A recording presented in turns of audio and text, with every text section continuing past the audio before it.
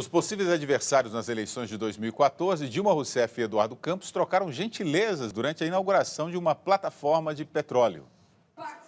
Eduardo Campos recebeu Dilma Rousseff na inauguração da plataforma P-62 da Petrobras, no Complexo Industrial Portuário de Suape. O governador de Pernambuco e provável candidato do PSB à presidência em 2014 disse que esta talvez seria a última vez que ele receberia a presidente. Para alguns, esse seria um momento diferente do que está sendo.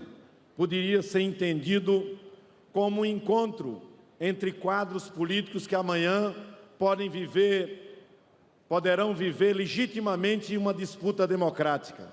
Mas não, esse é um encontro entre uma presidenta eleita democraticamente pelo povo brasileiro e por um governador reeleito pelo seu povo. Queria cumprimentar o governador de Pernambuco, Eduardo Campos, agradecer a recepção fraterna, o alto nível das relações que sempre pautaram a nossa convivência. Em Brasília, durante a divulgação de propostas para o Brasil, o senador mineiro Aécio Neves, provável candidato do PSDB ao Palácio do Planalto, elogiou a decisão do ex-governador de São Paulo, José Serra, de desistir da disputa presidencial anunciada ontem. No dia 13 de agosto de 2014, um jato executivo Cessna Citation XLS Plus decolaria do Rio de Janeiro em direção a Santos, levando a bordo um candidato à presidência da República, que em sua última entrevista disse: "Nós não podemos desistir do Brasil. Senta que lá vem história."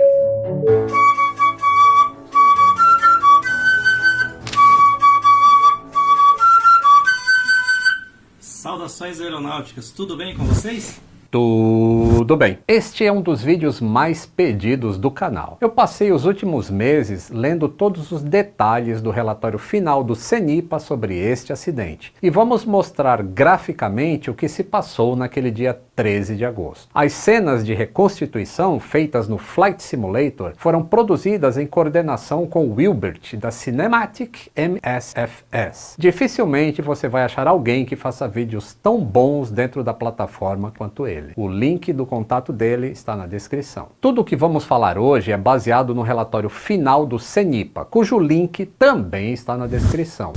Naquela manhã do dia 13 de agosto de 2014, uma quarta-feira, o dia estava lindo no Rio de Janeiro, ou CAVOC na linguagem da aviação. Mas a apenas 339 quilômetros ao sul dali, uma frente fria se aproximava do litoral da Baixada Santista. Santos é uma região conhecida por mudanças meteorológicas repentinas, e a pista de pouso fica localizada entre terrenos acidentados. Vamos entender um pouco da base aérea de Santos, isso é importante. Ela nasceu como um aeródromo para operações militares e possuía, e eu conjugo o verbo no passado, porque agora existem procedimentos mais modernos de aproximação por instrumentos e tudo mais. Mas na época do acidente, ela possuía procedimentos meio rudimentares de aproximação, sendo um deles o procedimento NDB para o pouso na pista 35. O NDB é um procedimento de aproximação de não precisão, e ele possui esse nome por isso mesmo, ele não é preciso. Ele depende de boa qualidade de sinal de rádio, depende de condições atmosféricas, depende de uma visibilidade não marginal e depende da execução hábil por parte do piloto. Os procedimentos de aproximação do tipo NDB foram um dos fatores contribuintes para um dos maiores acidentes aéreos do Brasil em 1980, como a gente viu no episódio 803, a colisão do Transbrasil 303 contra o Morro em Florianópolis. O procedimento em Santos consistia no seguinte: como a aeronave vinha do Rio de Janeiro, ela deveria passar sobre esse NDB estabilizado a 4.000 pés de altitude e fazer o procedimento de bloqueio, que é como se chama isso na aviação. A partir do bloqueio, se afastar, mantendo uma proa de 193 graus de bússola por 2 minutos, descendo para 2.200 pés e então efetuar uma curva para a proa 350, que é o mesmo rumo da pista, e se aproximar novamente do NDB e rebloquear a 1.700 pés, quando então se inicia a descida para a pista até a altitude mínima, que seria de 700 pés. 700 pés são aproximadamente 210 metros. A pista deve aparecer visualmente à frente em até 1 minuto e 15 segundos após esse procedimento, ou ao bloquear o segundo NDB, chamado Vicente, ou RR nessa carta. Se a pista não aparecer, uma arremetida é iniciada exatamente neste ponto. O comandante deste voo tinha 42 anos de idade e possuía 6.235 horas de experiência, sendo que no tipo Citation XLS Plus tinha apenas 130 horas. Nos últimos 30 dias anteriores ao acidente, ele havia voado 53 horas nesse tipo de avião. De acordo com as informações levantadas durante a investigação, o comandante era considerado uma pessoa calma, tranquila, que adotava uma postura companheira em voo e preocupada com a segurança. Já havia atuado em uma empresa de táxi aéreo em São Paulo, onde operou aeronaves Cessna Citation C-525, o C-525A e o Citation 560 XLS. Aproximadamente 2 meses depois do processo seletivo, ele foi convidado a voar o Cessna Citation 560 XLS Plus, que é o Papa Romeo Alpha Fox Alpha, na campanha do candidato à presidência da República. Era considerado pelos colegas como uma pessoa assertiva e que não cedia a pressões de passageiros. Empregava a doutrina pessoal de voar com muito conhecimento sobre a aeronave e evitava que problemas pessoais afetassem a operação que conduzia. Só que nesse período houve relatos de que, em algumas oportunidades, o comandante optou por utilizar os recursos do FMS da aeronave, que é o Flight Management System, para realizar aproximações diretas em condições visuais. Eu acho que essa é uma parte crucial para vocês guardarem essa informação, porque isso influencia diretamente na aproximação desestabilizada para Santos. Ainda sobre o comandante, na investigação foi levantado que, ao ser indicado para participar de um processo seletivo para continuar a compor a tripulação da aeronave em uma nova empresa de táxi aéreo, os entrevistadores identificaram indícios de dificuldades na aplicação dos conceitos de CRM. Ele não havia aberto espaço para o candidato a copiloto falar, apresentou um modo de falar mais impositivo e excesso de autoconfiança. Tratou erros e violações como conceitos similares e reportou ainda a realização de seguidos voos sem considerar a regulamentação de jornada. As atitudes adotadas na entrevista deram impressão para os entrevistadores de que ele teria dificuldades para se integrar aos demais pilotos desta empresa de táxi aéreo, e por essas razões ele não foi contratado. Na operação do Alpha Fox Alpha, alguns dias antes do acidente, o comandante chegou a comentar com outros pilotos que o desempenho do copiloto não estava adequado e que isso elevava a sua carga de trabalho. O comandante comentou também que o relacionamento entre ele e o copiloto não estava nada bom. Já o copiloto tinha 44 anos de idade e possuía 5.279 horas de voo, sendo 95 no Citation XLS Plus e 54 horas voadas nos 30 dias anteriores ao acidente. Em 2006, ele tinha se candidatado a um processo seletivo de uma empresa de linha aérea em São Paulo. Nesse processo, ele apresentou um rendimento inferior ao valor médio de referência do Manual de Teste Psicológico aplicado para as habilidades de raciocínio. Depois dos testes iniciais, iniciou o Ground School da aeronave Airbus A319 e A320.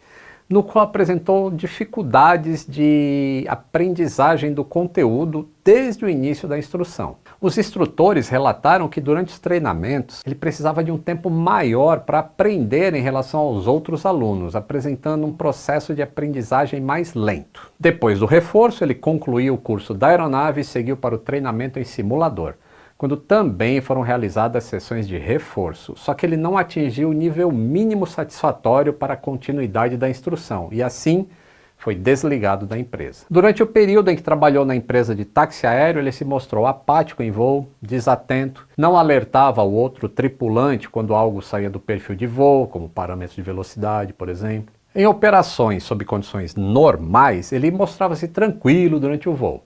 Em agosto de 2012, ele se envolveu em um incidente aeronáutico grave, que foi lá em Jacarepaguá, no Rio de Janeiro, e a aeronave saiu da pista depois do pouso. De acordo com relatos, ele teria ficado passivo diante da situação anormal. A aeronave era um Citation 560 XLS Plus com 2 motores turbofan Pratt Whitney 545, prefixo Papa Romeo Alpha Fox Alpha.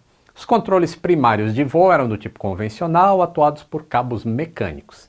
Tinha sido construída em 2010, possuía apenas 434 horas de voo e 4 anos de idade até aquele dia. Segundo o plano de voo, a tripulação planejava decolar de Santos Dumont no dia 13 de agosto, às 9h30, horário de Brasília, seguindo direto para a posição Naxop, interceptando a aerovia W6 até a posição Vukik, e a partir desta posição voar direto para Santos. Planejaram voar no nível de voo 240, que é aproximadamente 7.000 metros. Nos tanques de combustível, um total de 3.755 libras, mais do que suficiente para a operação e retorno para São Paulo depois de pousar em Santos, que seria a próxima etapa. A tripulação solicitou a autorização do plano de voo ao controle de tráfego aéreo às 9h06 da manhã e deu partida nos motores do Citation às 9h14. A bordo, além dos 2 pilotos, mais 5 passageiros, incluindo o candidato à presidência, Eduardo Campos. A decolagem com céu claro e sem nuvens se deu às 9h21 da manhã, 8 minutos antes do previsto. As informações meteorológicas dos aeródromos mudam a cada hora cheia, ou a menos que haja alguma mudança significativa para emitir um novo boletim meteorológico. Quando o Fox Alpha solicitou autorização de tráfego para esse voo, fazia apenas 6 minutos que Santos tinha emitido um novo boletim, passando da condição visual, que era anterior, para a operação por instrumentos.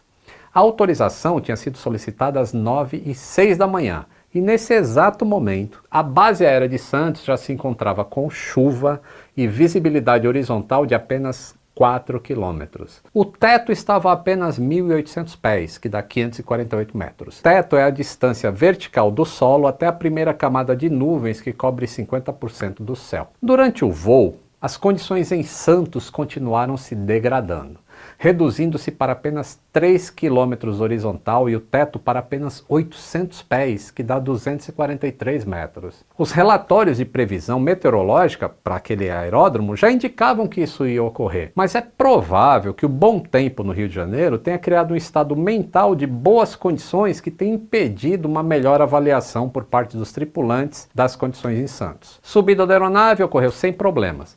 E quando houve a transferência do controle de aproximação do Rio para São Paulo, o Fox Alpha seguiu o plano de voo determinado. Às 9h37, eles solicitaram as condições lá de Santos, para a Rádio Santos. A rádio respondeu que o aeródromo estava operando por instrumentos, com vento de 210 graus e 7 nós de velocidade. Esse é o vento de superfície. Aqui, 26 minutos antes, se conecta ao primeiro elo da corrente que vai levar ao acidente.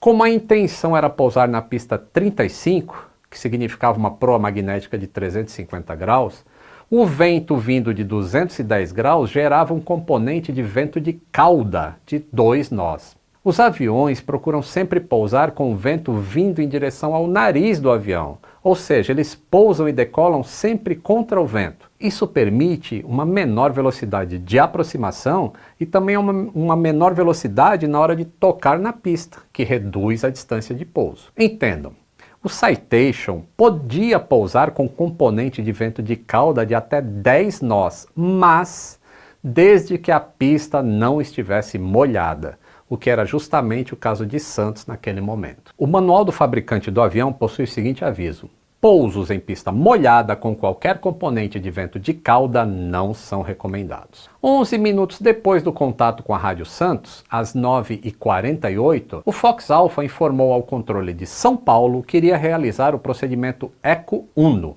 para a pista 35, com bloqueio e rebloqueio de Santos. Ou seja, ele informou que ia fazer aquele procedimento que a gente explicou agora há pouco no início do vídeo. O controle de aproximação de São Paulo autorizou a descida deles até 6.000 pés e informou o ajuste de altímetro. Às 9h55, o Fox Alpha informou ao controle de São Paulo que iria atingir os 6.000 pés com referências visuais e solicitou mudanças de frequência para a Rádio Santos. É importante frisar que Santos não possui torre de controle. Ele possui apenas uma rádio.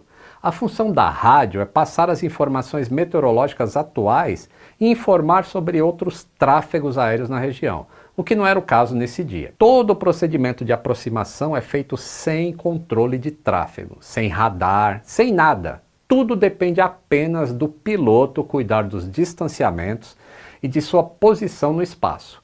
A própria rádio não sabe onde o avião está, apenas recebe informações verbais passadas pelos tripulantes de qual setor eles estão. Quando ocorreu a transferência do Fox Alpha para a Rádio Santos, ele estava seguindo a aerovia Whisky 6 e estava no nível de voo 066, aproximadamente 2.000 metros. Durante a descida, já em contato com a Rádio Santos, a tripulação informou que executaria o perfil da carta ECO 1, NDB da pista 35. Só que esse perfil nunca foi executado conforme a carta de aproximação. E temos o segundo elo da corrente se fechando agora. Em poucos minutos, essa violação seria fatal. Depois de coordenar a descida, o Fox Alpha realizou uma curva à esquerda e se desviou do perfil de aproximação do NDB 35 e também desceu abaixo do nível de voo 060. Em seguida, mesmo estando afastado do NDB de Santos, no setor sudeste, ele informou para a rádio que ele estava no bloqueio e que reportaria no rebloqueio do NDB SAT. Houve uma violação das regras do ar neste caso.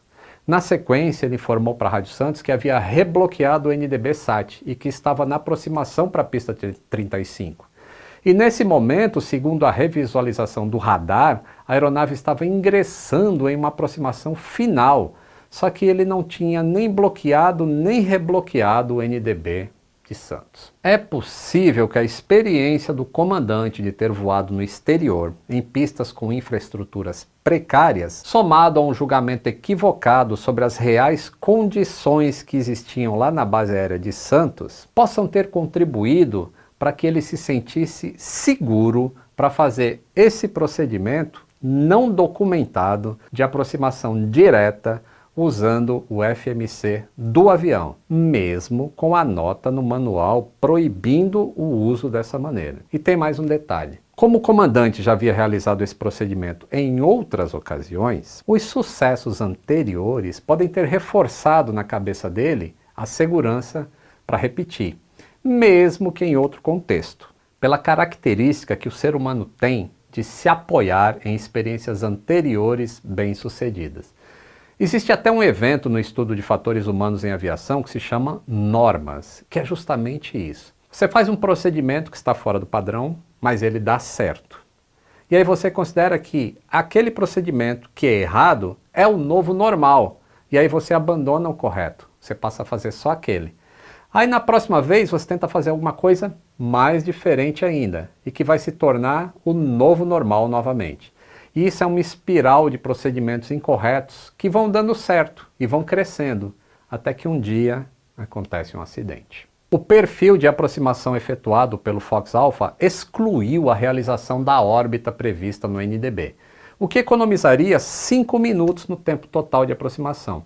Só que quando ele fez esse procedimento paralelo, que não é aprovado para as regras de voo por instrumentos, e sem contar com o componente de vento de cauda, não foi possível para ele manter a separação com o terreno, nem manter a velocidade adequada para se estabilizar na final da pista para um pouso com sucesso. E uma vez que a aproximação estava perdida, a arremetida deveria ter sido executada exatamente em cima do NDB-RR. Acontece que esse NDB não estava funcionando no dia do acidente. E com esse NDB inoperante, a arremetida deveria ter sido iniciada de acordo com a tabela de velocidades depois do NDB de Santos. Ou seja, depois dele passar em cima do NDB de Santos, em aproximadamente 1 minuto e 15 segundos na velocidade de aproximação que eles mantinham, ele deveria iniciar a arremetida. Acontece que para calcular esse tempo deveria ter acontecido o bloqueio e o disparo do cronômetro. Como não foi feito isso, a tripulação ficou sem saber o Missed Approach Point, ou ponto de aproximação perdida, onde deveria iniciar a arremetida. O Fox Alpha informou para a Rádio Santos: o FAL, Alpha Fox Alpha está na arremetida, ok? Testemunhas que estavam na base aérea viram a aeronave sobrevoar toda a extensão da pista a baixa altura e em processo de recolhimento do trem de pouso. Em seguida curvou à esquerda depois de sobrevoar a cabeceira oposta. Testemunhas que estavam lá no Porto de Santos viram a aeronave curvando à esquerda, passando próximo aos guindastes do porto.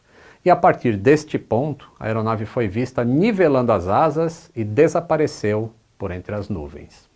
O relatório afirma que fica claro que o perfil de arremetida previsto no procedimento ECO 1 não foi cumprido, transparecendo a hipótese de que a tripulação teria tentado se manter em condições visuais, circulando pelo setor Whisky, ou oeste, do aeródromo, para uma nova tentativa de aproximação e pouso. Admitindo-se essa hipótese, de terem utilizado o modo de aproximação visual do FMS, a tripulação teria ficado sem as referências do perfil de arremetida do procedimento ECO 1 naquele equipamento, e isso possibilitou uma degradação da consciência situacional. A Rádio Santos questionou: vai arremeter? Fox Alpha: afirmativo. A rádio: ciente, vai prosseguir para uma nova tentativa? Fox Alpha: devido às condições, nós vamos aguardar e chamaremos novamente, ok? Durante todas as comunicações entre o Fox Alpha e a Rádio Santos, não foi observada qualquer chamada por parte da tripulação da aeronave que representasse uma condição de emergência ou qualquer necessidade de apoio. Em nenhum momento a Rádio Santos informou o teto nem a visibilidade. Isto é um erro. Em nenhum momento a tripulação questionou as reais condições que neste momento eram completamente diferentes do METAR que eles tinham ciência. METAR é esse boletim meteorológico. E o que aconteceu depois que eles entraram nas nuvens? Bem, conforme eu expliquei no acidente do Teori Zavascki, que você pode assistir aqui no episódio 692, a nossa orientação espacial se baseia 80% no nosso sistema visual. Os demais 20% são divididos entre o sistema auditivo, ou vestibular, e o proprioceptivo, que são os sensores da pele e dos músculos, e que são altamente propensos a ilusões e erros de interpretação quando privados da visão para corrigir. Na falta de condições visuais adequadas, o ser humano passa a contar apenas com esses 20%.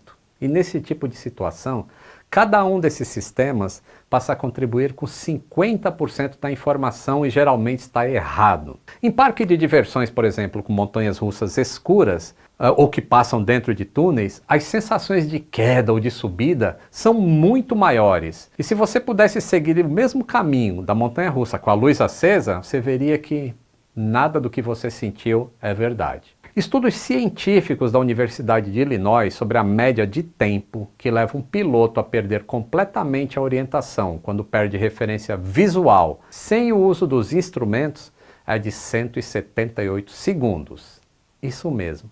Em menos de 3 minutos vai acontecer a perda de controle. Eu vou deixar o link do vídeo 178 segundos para viver aí na descrição. É chocante. Acontece com pilotos com qualquer experiência de voo. Aconteceu, por exemplo, com o piloto do helicóptero do Kobe Bryant, que era inclusive certificado para voos por instrumentos, mas ele entrou nessa condição IMC voando sob regras de voos visuais. Aconteceu com o piloto do voo Gustavo Gabriel Diniz. E acontece com os pilotos também deste voo depois dessa curva acentuada à esquerda entrando em condições sem visibilidade. Uma vez que a orientação espacial é perdida, principalmente a baixa altitude, é praticamente impossível recuperar o controle da aeronave, porque o corpo sente uma coisa e os instrumentos indicam outra.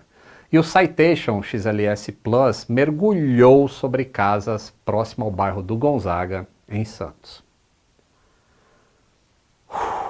Uma forte evidência da desorientação espacial dos pilotos pôde ser verificada pelas imagens captadas por 3 câmeras de segurança. Análises científicas das imagens indicaram a proa, a trajetória, a velocidade e o ângulo do avião em relação ao horizonte. Entre as primeiras imagens, o ângulo de descida é de 35 graus de nariz para baixo, enquanto nos segundos finais, antes do impacto, o ângulo é de 22 graus, o que indica que os pilotos estavam iniciando uma recuperação depois de ter as referências visuais do terreno. Mas como eles estavam muito baixo, infelizmente, não houve tempo para essa recuperação. A devastação no local do impacto foi gigantesca. A equipe do CENIPA chegou à cena o mais rápido possível e começou o processo de investigação. começando pela localização da única caixa preta do avião, que era o gravador de vozes. Esse modelo não possui o gravador de dados do voo. Apesar do estrago no gravador, o áudio conseguiu ser extraído com sucesso. Só que o áudio não era do voo acidentado e nem de etapas anteriores de voo, mas sim vozes de uma oficina de manutenção. Duas hipóteses poderiam ter acontecido para ter essas vozes lá. O gravador de vozes estava com falha ou não estava sendo energizado. Porém, em ambas as situações, quando se pressiona o botão Push to Test durante o checklist antes de iniciar o táxi, ou seja, antes de cada voo, esse teste falharia. Para saber se o teste havia sido feito, o CENIPA buscou extrair os dados armazenados numa memória física do aparelho. Só que como esse chip estava muito danificado pelo impacto, o NTSB americano levou isso para a fabricante do voice recorder lá nos Estados Unidos, para tentar extrair esses dados que ficam nesse chip. E eles conseguiram remover o chip, instalar em uma placa nova e extrair esses dados de falha. Não havia nenhuma falha armazenada, mas existiam os registros de power up, que é quando o avião é energizado e o voice recorder funciona. O CENIPA bateu esses dados de power up com as gravações que havia no gravador e determinou que a última vez que esse gravador tinha sido ligado havia sido em janeiro de 2013. 18 meses e 21 dias antes da última gravação. Mais de um ano de voo sem que o voice recorder tivesse sido testado. No caso dessas aeronaves XLS Plus, a aeronave poderia iniciar um voo com esse gravador de voz sem funcionar, desde que os reparos fossem executados em até 15 dias e por não mais do que 15 dias adicionais, sob condições especiais. Na prática, pelos 18 meses sem funcionar, o avião não estava em condição aeronavegável, ou seja, não poderia nem estar voando. Estava voando de maneira ilegal, em outras palavras. Apesar de ser necessário testar o gravador toda vez antes de taxiar, nunca houve um reporte por parte dos pilotos de que o sistema não estava funcionando. O fato do avião não poder voar daquela maneira talvez explique o porquê nunca reportaram esse problema, o que é uma pena. Todo o material que ficou espalhado nessa área de impacto foi recolhido e levado para a base aérea de Santos. Lá os investigadores foram remontando a aeronave com esses milhares de fragmentos. Atuadores de superfície de controle foram medidos para indicar a posição dessas superfícies. A do estabilizador horizontal, por exemplo, estava com 1 grau positivo, que é compatível com a posição durante uma arremetida. Os motores foram encontrados em condições de elevada rotação no momento do impacto, e que desenvolvia uma potência de média para alta. Em outras palavras, os motores também estavam funcionando perfeitamente. Não foi encontrado nada de anormal nessa aeronave, mecanicamente falando. Mas o que de mais errado a investigação encontrou? Muitas coisas. Os 2 pilotos não possuíam habilitação efetiva para pilotar o Citation XLS Plus, já que eles não tinham o curso de diferenças. O comandante era habilitado no XLS e o copiloto no Encore. Veja as diferenças aí nos painéis do Citation Encore, do Citation XLS e o Citation XLS Plus.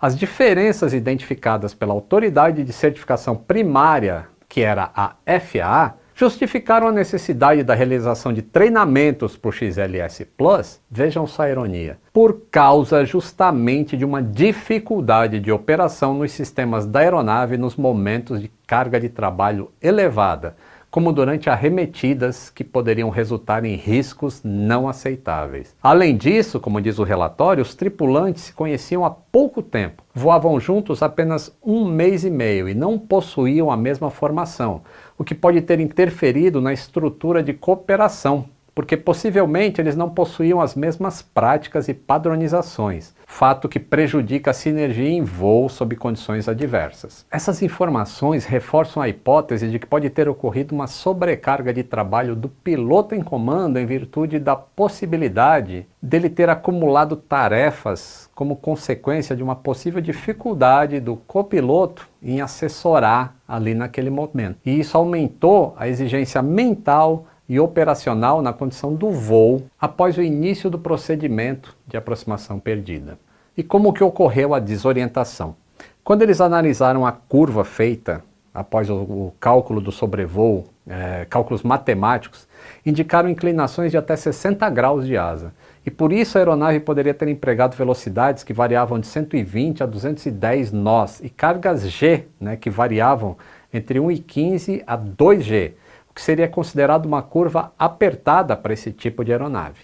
E esses dados levantados e analisados revelam que existiam diversas condições que favoreciam o fenômeno da desorientação espacial ao qual um ser humano pode estar sujeito. As condições meteorológicas degradadas, por si só, já configuram um fator propício à desorientação, além de outras condições que poderiam comprometer a cognição e a capacidade de julgamento da tripulação. O estresse, ansiedade, sobrecarga de trabalho e também somado ao fato dos caras estarem transportando uma pessoa pública, Tudo isso contribui para uma alteração das habilidades físicas e mentais dos pilotos. Considerando os estímulos no aparelho vestibular como consequência da realização de uma curva apertada, que é uma carga superior a 1,15 G, as variações de velocidade a baixa altura, as condições meteorológicas restritas, que obrigavam a uma alternância do voo visual, que era ele estava olhando a pista, e o voo por instrumentos.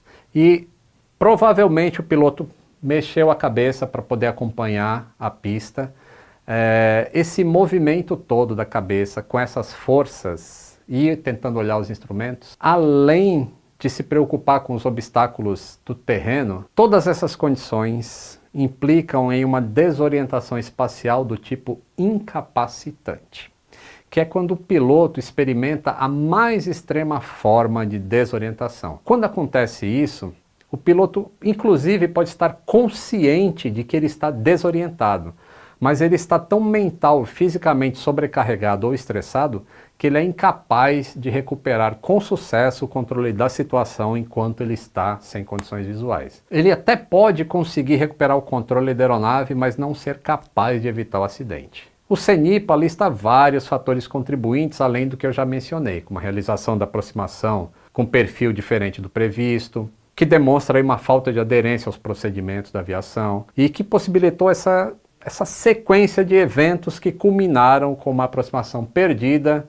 e tendo esta sido provavelmente ou possivelmente influenciada pelo nível de confiança que o piloto possuía em sua capacidade operacional. A indisciplina de voo também contribuiu, já que depois de coordenar a descida, o Alfa realizou uma curva à esquerda e em seguida reportou posições diferentes de onde ele estava, até o momento em que iniciou uma aproximação final. Tudo isso reduziu as chances da aeronave se estabilizar em uma final para pouso em Santos. Quem acompanha o canal sabe que as investigações de acidentes buscam entender o que aconteceu e não procurar culpados. A busca de responsabilidades civis ou criminais deve ser feita pela polícia. Então é isso, pessoal. Aí está toda a análise resumida deste acidente com o candidato a presidente da República.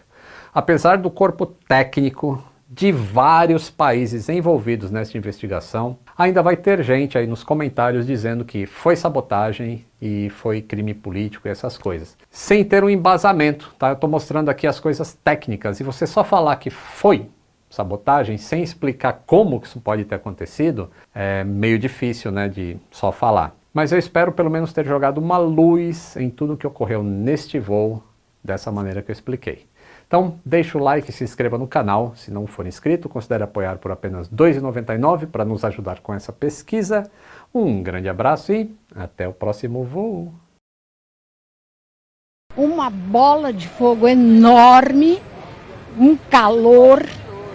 E quando ela cai, ela produz um impacto tão grande que a porta de vidro estilhaçou e o zelador, que é uma pessoa alta, forte, acabou caindo no chão, em cima dos cacos. A gente estava fazendo algumas coisas e eu ouvi um barulho muito forte, parecia um jato, alguma coisa assim. E aí um estrondo grande. Oi, você tá onde? Sua mãe tá aqui? Tô falando de cá, tá? Eu vi na pista do Pedro lá, eu tava ali no prédio, eu também tava no outro, eu tava botando a tela na mão, na boa, não pra fazer não. Oi?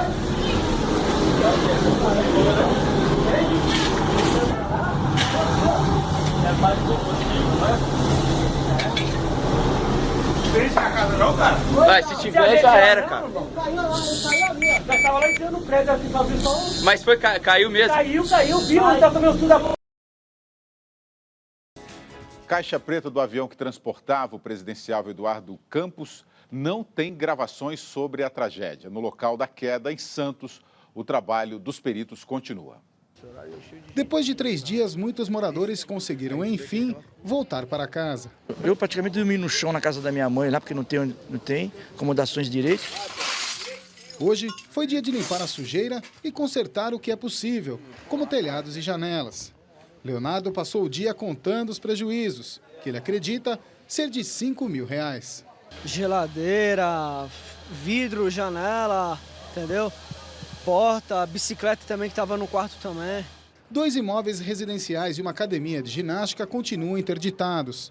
Rafael ainda não teve a casa liberada pela Defesa Civil. Ele e outros moradores querem ser ressarcidos, mas nem sabem por onde começar. A gente tentou falar com o advogado que é da prefeitura e eles falaram que agora não tem como descobrir porque não conhece o dono do avião. Faça uma vistoria e apure o prejuízo, o dano patrimonial.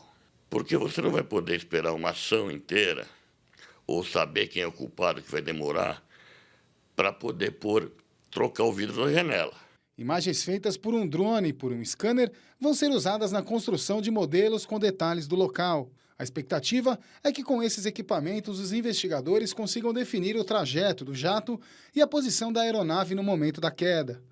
O avião não tinha equipamento de registro de dados, o que dificulta descobrir se houve alguma falha mecânica durante o voo. A Caixa Preta também não vai ajudar a desvendar o mistério. Técnicos da Força Aérea Brasileira ouviram as 2 horas de áudio e revelaram que a gravação não corresponde ao voo de Eduardo Campos. O motivo vai ser apurado.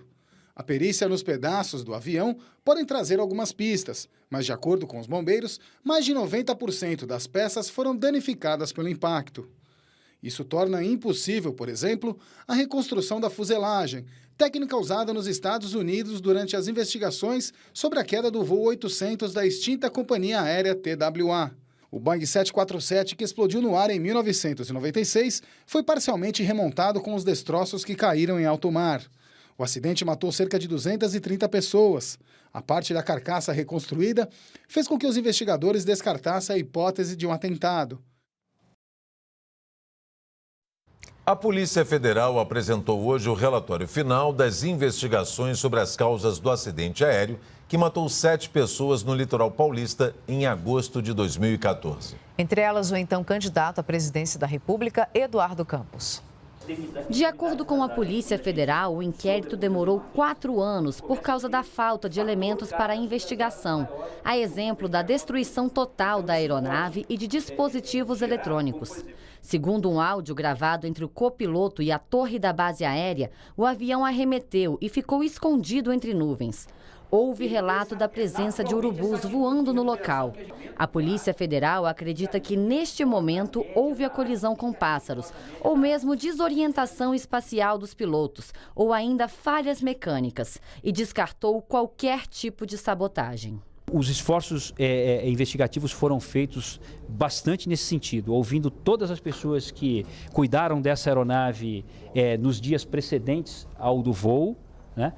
Além disso, das investigações feitas no aeroporto de Santos Dumont e com relação também a as oficinas de manutenção que lidaram com essa aeronave, todo esse entendimento que nós tivemos da mecânica do voo é absolutamente incompatível com qualquer possibilidade de sabotagem imaginada para o avião. O acidente aconteceu em Santos, litoral paulista, no dia 13 de agosto de 2014. Morreram o piloto e o copiloto e mais 5 passageiros, entre eles o ex-governador de Pernambuco, Eduardo Campos, então candidato à presidência da República. A Polícia Federal recomendou ao Ministério Público Federal o arquivamento do inquérito.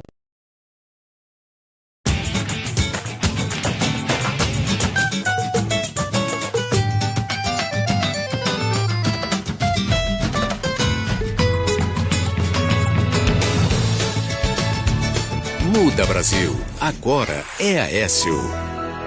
Neste sábado, no Recife, Aécio se encontrou com a família do governador Eduardo Campos. Aécio reafirmou a Renata Campos o compromisso de levar adiante a mudança que os brasileiros querem e também tornar realidade as ideias e ideais de Eduardo Campos para um Brasil melhor. Também no Recife, a campanha de Aécio recebeu o apoio do PSB e do governador eleito de Pernambuco, Paulo Câmara. E nós, do Partido Socialista Brasileiro, decidimos, em virtude do que ouvimos do povo pernambucano no último domingo, que o Brasil tem que mudar. E agora a gente vai mudar o Brasil com o nosso candidato, com o nosso futuro presidente, Aécio Neves.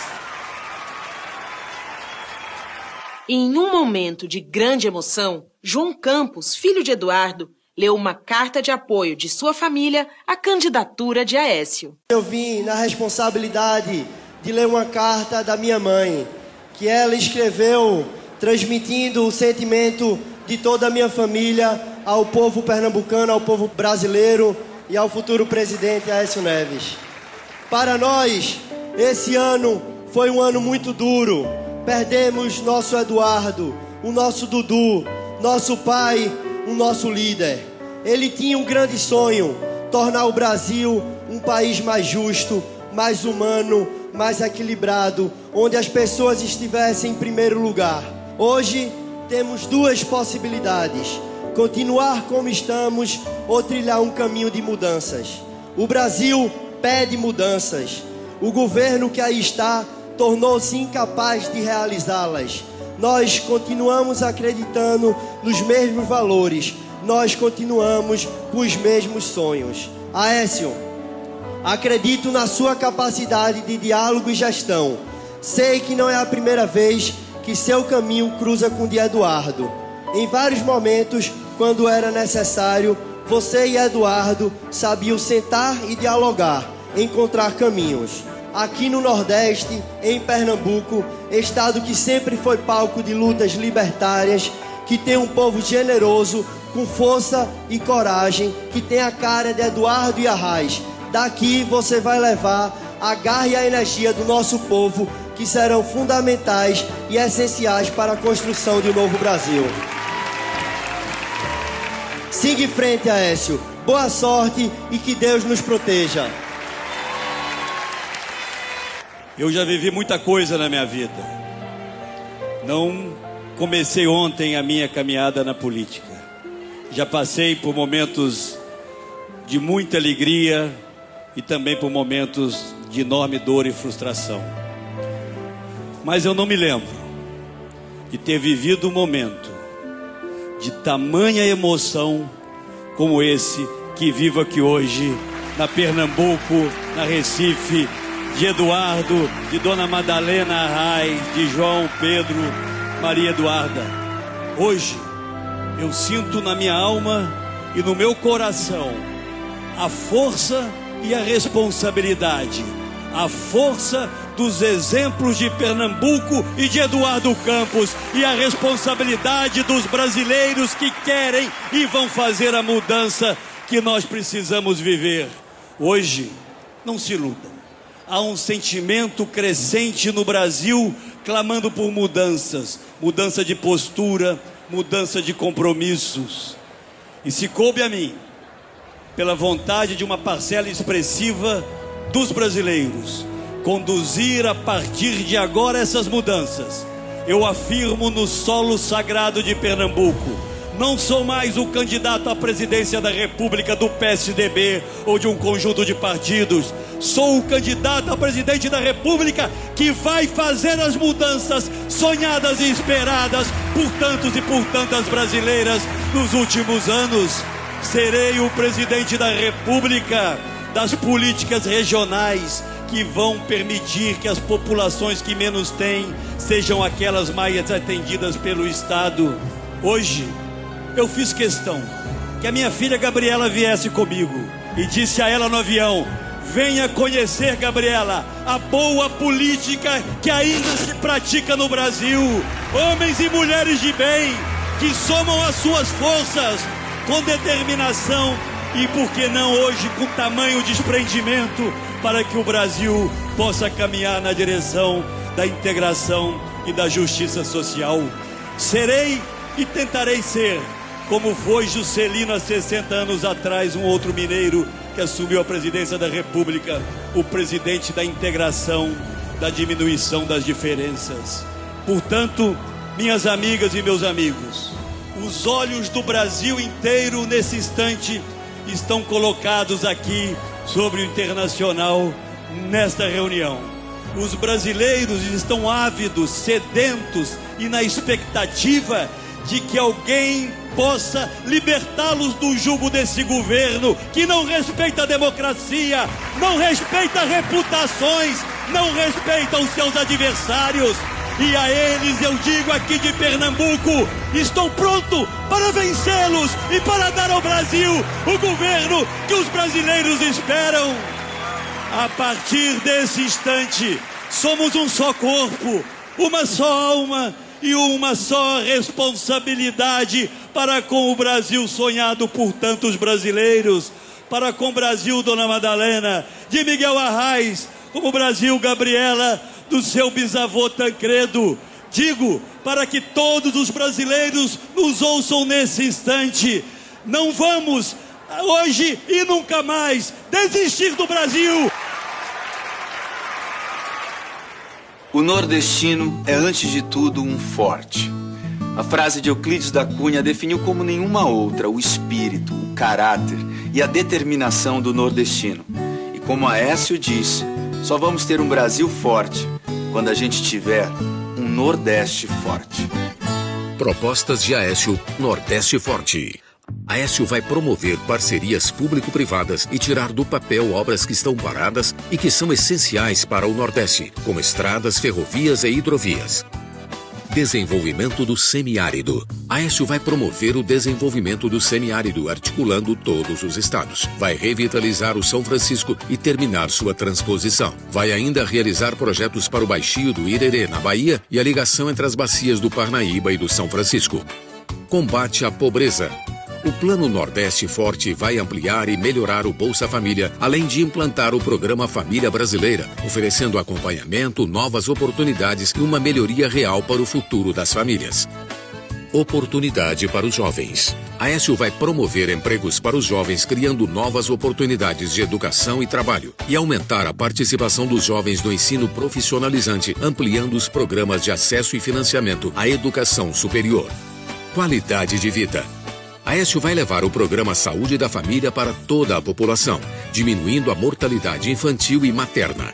E transformar o Minha Casa Minha Vida em um projeto que vai além da casa, reurbanizando áreas, melhorando e regularizando moradias. Educação, ciência e tecnologia. Aécio vai melhorar a formação dos professores e aumentar os investimentos em transporte escolar em todas as regiões. E vai implantar um grande programa de ciência e tecnologia, com núcleos que vão liderar a criação de soluções para as necessidades das famílias que trabalham e produzem em cada micro-região do Nordeste. Olha o Brasil aí, gente! Junta este país inteiro, todo o povo brasileiro, do Iapoque ao Chuí. Vem com a gente Ceará, Mato Grosso, Paraná, Rio Grande, Piauí. Em cada praça, em cada esquina, Acre, Santa Catarina, é mudança em todo canto. Vem com a gente, vem Minas Gerais, vem São Paulo, vem Goiás, junto com o Espírito Santo. Roraima tem caminho novo, vem Mato Grosso do Sul, Paraíba e Amapá. Vem Bahia, vem mudar a sorte, vem Rio Grande do Norte, Tocantins e o Pará. Alagoas e Distrito Federal, vem Rondônia, vem Sergipe, Pernambuco e Maranhão. Amazonas vem com Rio de Janeiro, que o caminho é certeiro, pode pôr seu coração. Vem de coração, junta este país inteiro, vem meu povo brasileiro, vem mudar essa nação. Aécio, presidente.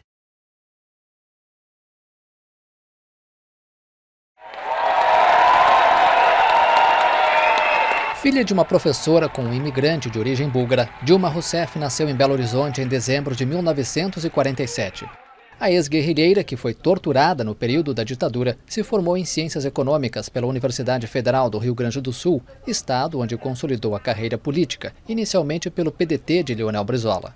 A poderosa ministra-chefe da Casa Civil do então governo Lula foi a escolhida pelo líder para concorrer às eleições de 2010. Com a ajuda do carismático ex-metalúrgico, chegou à presidência da República. A petista assumiu o cargo em janeiro de 2011. O Brasil vivia uma fase de forte crescimento econômico. A presidente tinha ampla maioria no parlamento e a população se mostrava satisfeita com a melhoria no padrão de vida nos 8 anos anteriores, quando 29 milhões de pessoas saíram da linha da pobreza. Mas, passada a euforia, o mandato de Dilma vai chegar ao fim praticamente sem crescimento econômico. A média no período de 2011 a 2014 é de 1,5% ao ano. Empresários acusam Dilma de ingerência na economia e destacam a falta de reformas necessárias para tornar o Brasil mais competitivo. Dilma também teve de enfrentar a corrupção.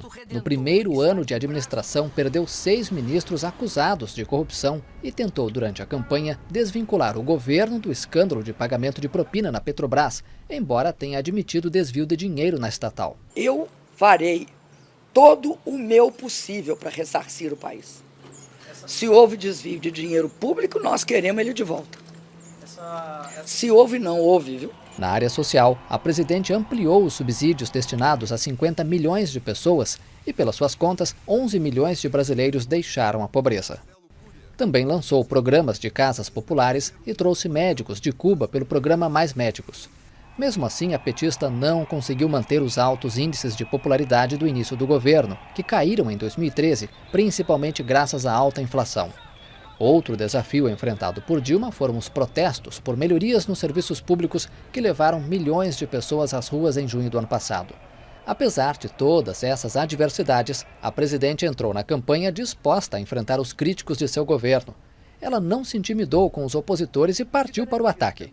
Em um debate com o tucano Aécio Neves no segundo turno, a petista afirmou que passou mal após tantas trocas de acusações. Eu não estou me... Eu não... A senhora está se sentindo mal? Não, vamos começar. Eu estou me sentindo mal. Mas ela não demorou muito para se recuperar e mais uma vez mostrou o inconfundível estilo Dilma. Agora eu consigo concluir a minha entrevista com você. Peço desculpa ao telespectador, mas é assim que nós somos. Tá bom, muito obrigada, presidente. Estimo que a senhora se sinta melhor.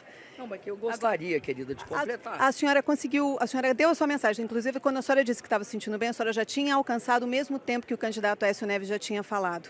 Então, eu peço que, em respeito à lei eleitoral, nós encerramos. Tá bom? Se é assim que você quer, assim será. As principais propostas de Dilma são combater a corrupção, lutar para que a inflação diminua, universalizar a educação infantil, aumentar o número de escolas em tempo integral e expandir o programa Mais Médicos.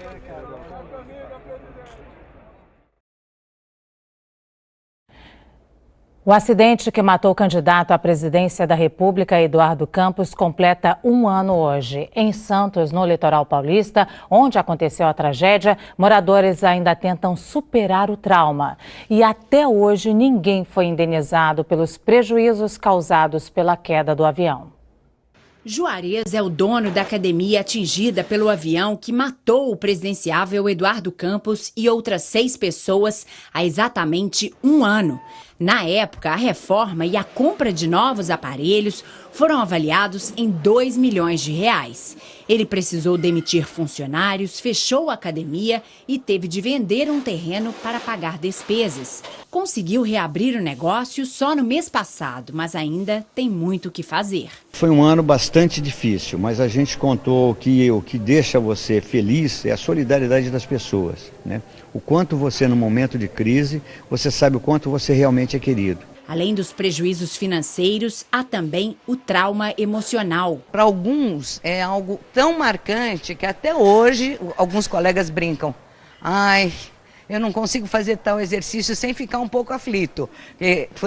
Era aqui que eu estava quando caiu o avião. O avião, modelo Cessna 560 XL, caiu no bairro do Boqueirão, em Santos, por volta das 10 da manhã do dia 13 de agosto, quando se preparava para pousar. O jato, fabricado em 2010, estava com a documentação em dia. A aeronave era alugada pelo PSB, partido do então candidato que disputava a presidência pela primeira vez. O ex-governador de Pernambuco, Eduardo Campos, tinha acabado de fazer 49 anos. Além dele, também estavam no jato o assessor de campanha e ex-deputado federal Pedro Almeida Valadares Neto, o assessor de imprensa Carlos Ramos Leal Filho, conhecido como Percol, o cinegrafista Marcelo de Oliveira Lira, o fotógrafo Alexandre Severo e os pilotos Marcos Martins e Geraldo da Cunha. O avião caiu num único terreno verde do quarteirão, no fundo da academia, ao lado de casas. A aeroviária aposentada Marlene ficou 5 meses fora de casa, até que foi descartada a hipótese de queda do prédio. Hoje, espera receber a indenização por esse período, tanto pelos prejuízos na casa, quanto pelos danos morais sofridos. Quem operava o avião era o PSB. Supõe-se que o PSB pagava o salário dos pilotos. Se não era o PSB tem que apontar quem pagava os pilotos. Esse é o responsável, quem operava o avião na época da queda. O problema maior é que 1 ano depois, a Justiça de Santos, que cuida do caso, ainda não conseguiu definir quem é o responsável pela aeronave, o que dificulta o pagamento das indenizações. O CENIPA, o Centro de Investigação e Prevenção de Acidentes Aeronáuticos, disse que chegou à fase final das investigações sobre o acidente, mas ainda não tem os resultados. Em nota, o PSB, o partido de Eduardo Campos, disse que não é responsável por indenizar as vítimas, pois o avião estava coberto pela Bradesco Seguros. A seguradora garantiu que já pagou todas as indenizações que eram devidas. A empresa AF Andrade, dona do avião, disse que arrendou o aparelho aos empresários João Lira e Apolo Vieira e eles foram os responsáveis por ceder o jato para a campanha de Eduardo Campos. O advogado de Apolo Vieira disse que não comenta processos que ainda estão na justiça. Os representantes de João Lira não foram localizados.